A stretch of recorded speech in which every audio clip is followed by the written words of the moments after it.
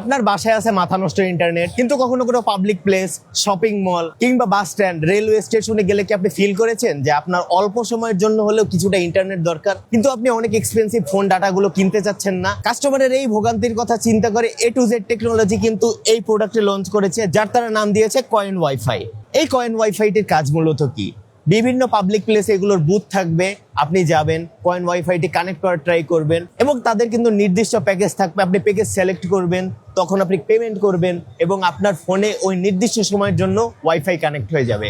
Specifically শুধু বাংলাদেশি টাকা দিলে ওয়াইফাইটি কানেক্ট হবে, এমনটাই দাবি A to Z টেকনোলজি। চলুন এবার এটির একটি লাইভ ডেমনস্ট্রেশন দেখে আসি।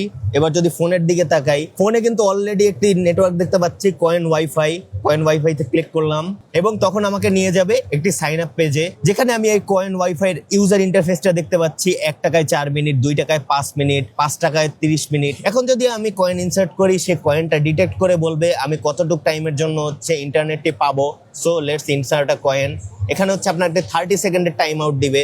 সো ধরুন আমি একটা 5 টাকা ইনসার্ট করলাম, দেখতে পাচ্ছি এখানে কিন্তু টোটাল ক্রেডিট 5 এবং টোটাল টাইম 30 মিনিট এসে পড়েছে। সো ডান পেইং দিলাম এবং দেখতে পাচ্ছি আমার ওয়াইফাইটি কানেক্ট হয়ে গেছে। এখন জিনিসটা আসলেই চলছে কিনা দেখার জন্য চলুন একটু ইউটিউবে যাই।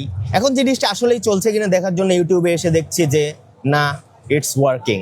এটা কিন্তু কোনো প্রোটোটাইপ না, A to Z টেকনোলজি 3 বছরের রিসার্চের পর this is the ready product এবং বিভিন্ন পাবলিক প্লেসে কিন্তু ইটস রেডি টু ইমপ্লিমেন্ট। এখন দেখা যাক আসলে পাবলিক প্লেসে এগুলো কবে দেখতে পাবো। এটা যদি আসলে ইমপ্লিমেন্ট করা পসিবল হয়, this could really be a ground breaking innovation.